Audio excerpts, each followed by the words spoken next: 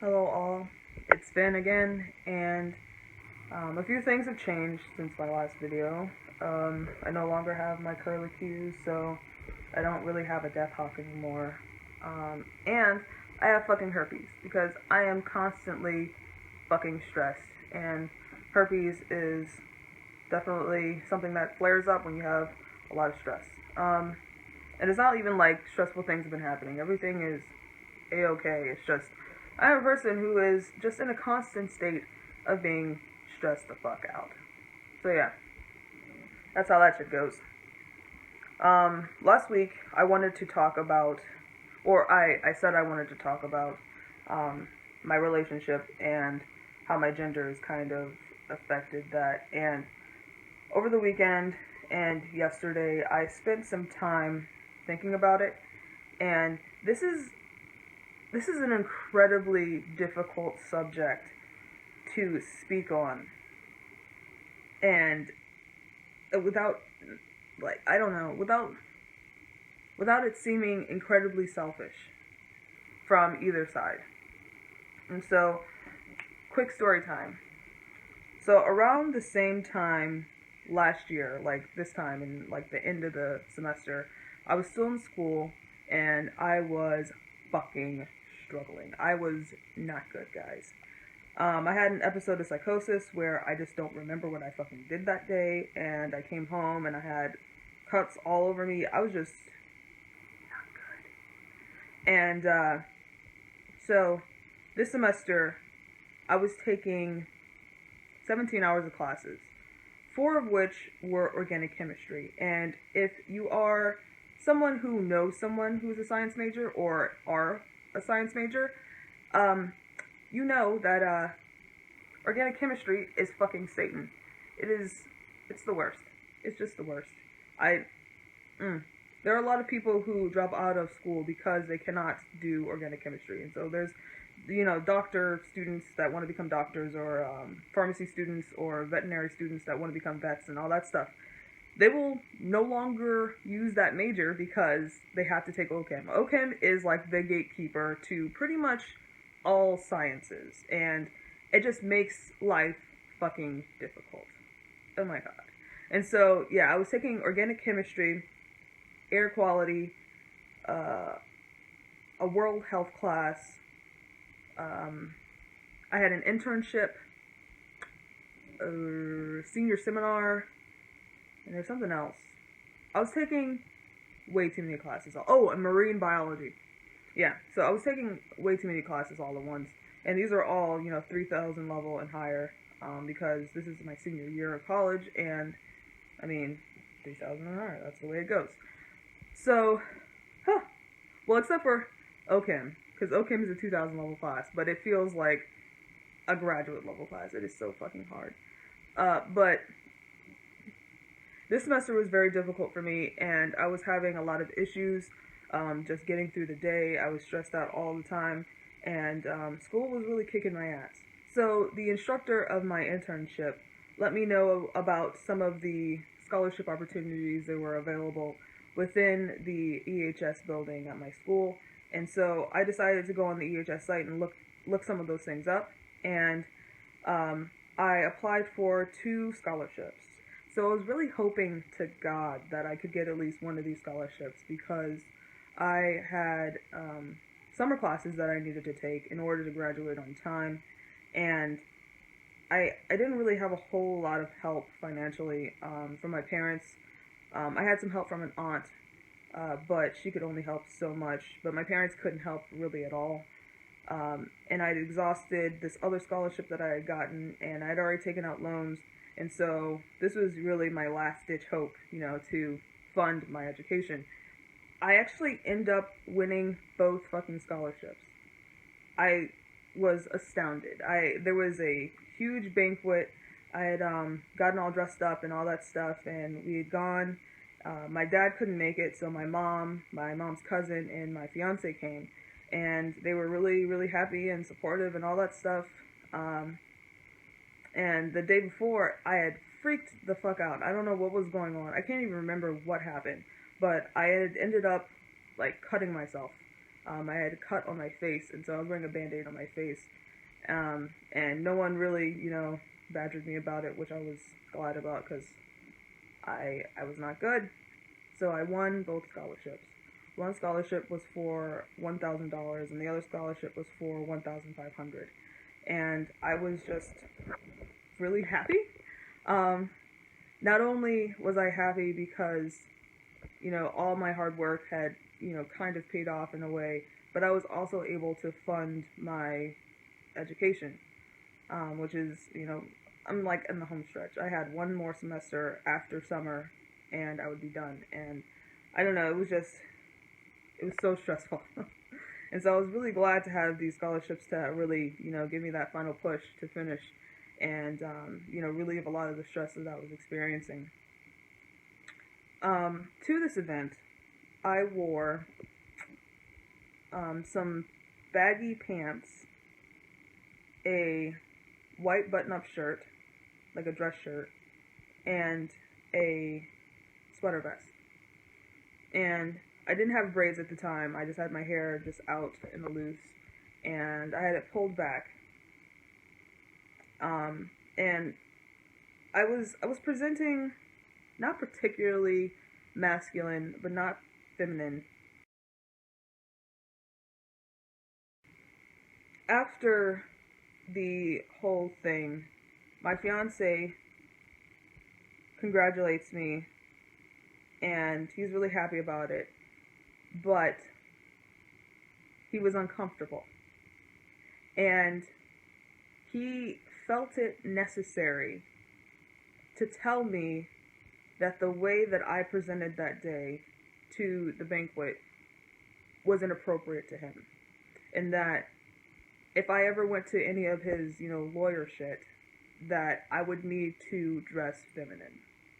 Because how I was dressed that day would make him look bad. And so, I mean, I was offended. Of course I was offended. Because I was under the assumption that it was me and him against the world. And he made it abundantly clear that he was a part of that world. He was a person that wasn't here to really support so much as tolerate.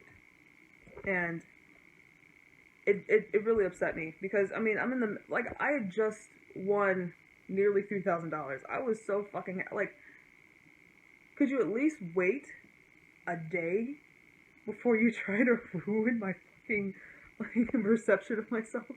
I don't know. I was very, very upset about it. And he apologized.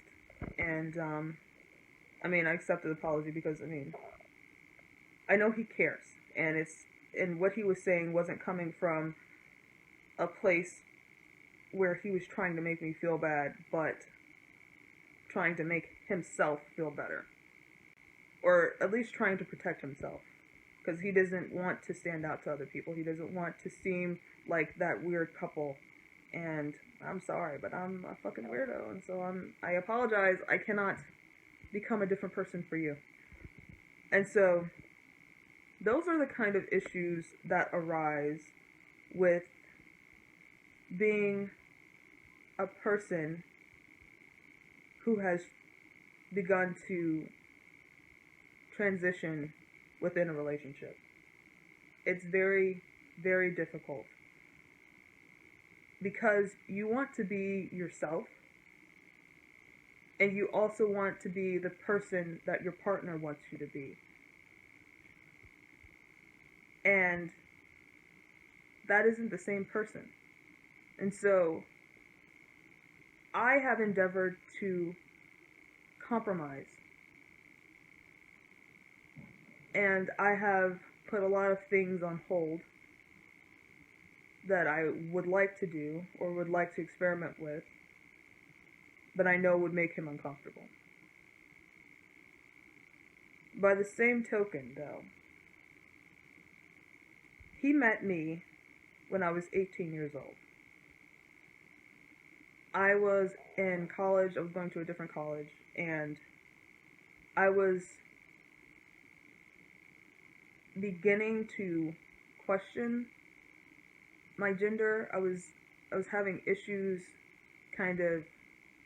I mean, I've never felt entirely comfortable in womanhood and femininity, conventionally speaking. And so, I don't know. It's weird to talk about it because it just never felt like home to me.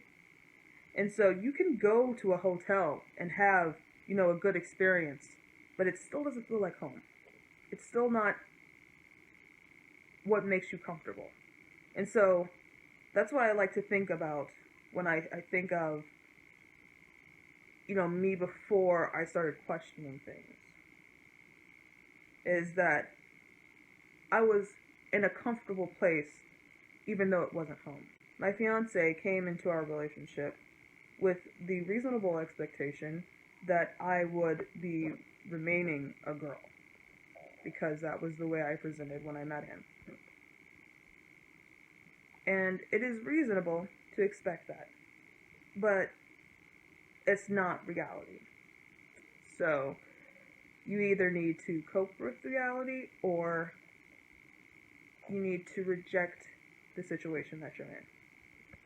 And so right now, we are in the process of, well, he is in the process of kind of rejecting the situation, but wanting to stay in it. Because he cares about me very much. But he cannot get over my presentation. And I've tried in the past to expose him to information, to show him different ways of thinking of it, because I realize that I'm not the best at expressing myself. And so I figured maybe the way I was saying it, it just wasn't, it wasn't a way that he could understand. I wasn't presenting it in a way that was clear to him. And so I would send him, different like links from sites about being agender. I sent him a video. I don't think he A, either doesn't want to accept it, or B, doesn't care to. Like, he's too lazy to. It's like actually put in the work to understand. And I don't know which it is, and I don't know which is worse. But I endeavor to be as supportive as possible of him in all arenas of his life. And I would like to be afforded the same support. But I realize that's asking too much. I don't really know what to do. And so I had started taking testosterone boosters because I had looked up a good amount of information about, muscle gain and all that stuff. And protein drinks, like protein shakes, are really fucking expensive to get the protein stuff.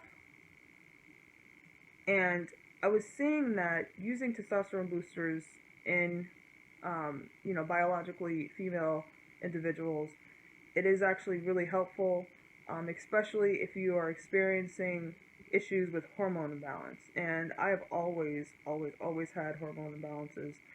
And, like, that's part of the reason why I have migraines is that my estrogen is fucked up. But, I figured maybe trying out a testosterone booster would be helpful in not only, the muscle gain, but also my lack of sleep. I just have terrible insomnia. I'm always tired. I'm always having some kind of breakout on my face. My face is always, like, it's just bad. As well as, maybe libido. Because testosterone does help with sex drive and libido, and with my lack of energy, my libido has not been anywhere near low. It's not even low, it's just non-fucking existent. And I don't think that is a product of being asexual. It is a product of fucking stress and fucked up hormone levels. And so yeah, I've always had a libido. I've always had a sex drive. Um, I've always not been attracted to people, but that really doesn't have anything to do with my state of arousal. So yeah, I started taking the testosterone boosters um, late last week, and so my fiance had seen on my Amazon orders that I had bought something that says testosterone on it, and so he freaked out and thought I had bought, you know, hormones, that I was taking hormones.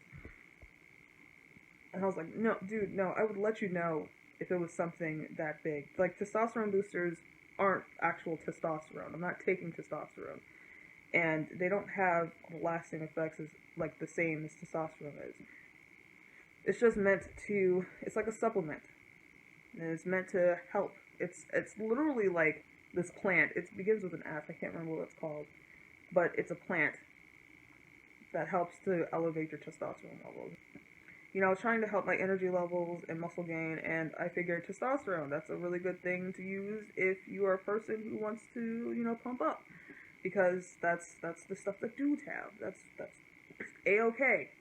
Um, but yeah, I figured that it wasn't, you know, such a big deal because it's not a thing that's super permanent. Um, and the fact that my fiance would freak out about it, that I knew he would freak out about it if he knew, um, I just figured I would not tell him. And I also figured that it's not something that I need to hide.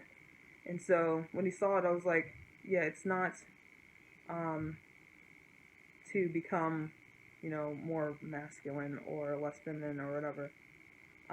Well, it's not directly for that. I'm trying to gain muscle to become less feminine, but it's not like I'm taking testosterone so that I can have, you know, facial hair and all this body hair and change the structure of my face and lower my voice and all that stuff. I'm not trying to do that. Even though I may or may not be open to it. But yeah, he was upset because he's like, why didn't you just get protein shakes? Or why didn't you just get the one that was designed for women? And I said, because the one that's designed for women is more expensive. And I got the one that's designed for men, and I'm not taking it every day. So there you go. He's like, why don't you just work out? And I was like, well, you do have to work out while you're taking the testosterone. It's not like I didn't do any kind of research on this stuff. Like, it's closer to being a supplement than it is to being the hormone itself. But yeah, he was really upset about it, or not really upset, but he was concerned. Um, and we had a discussion about it, and what I gleaned from the discussion was that he would like to keep avenues of communication open, but he quite honestly cannot handle the things that I have to tell him. And so I don't know what to do with that. Like, that is so contradictory. So you want me to tell you stuff about the things that are going on in my life, but you do not understand them and you're not even going to try to take steps to understand it. Like, it's very difficult. And it's selfish to want to keep me in one spot because that's what he wants. And I also realize that it is selfish to want to move from one spot to another and kind of forsake the concerns of my fiance. And I have not done that. But it seems like that's what he's doing.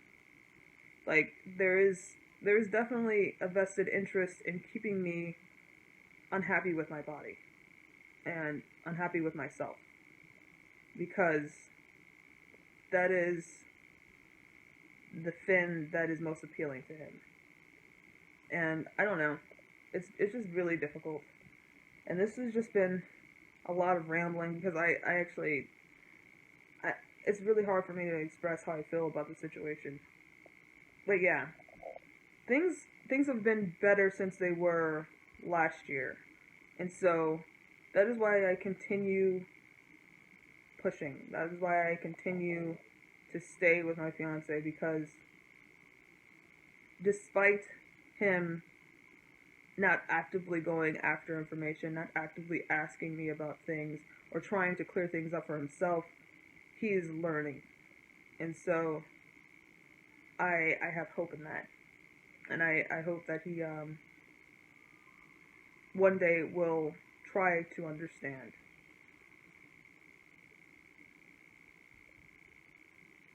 But yeah, it's hard.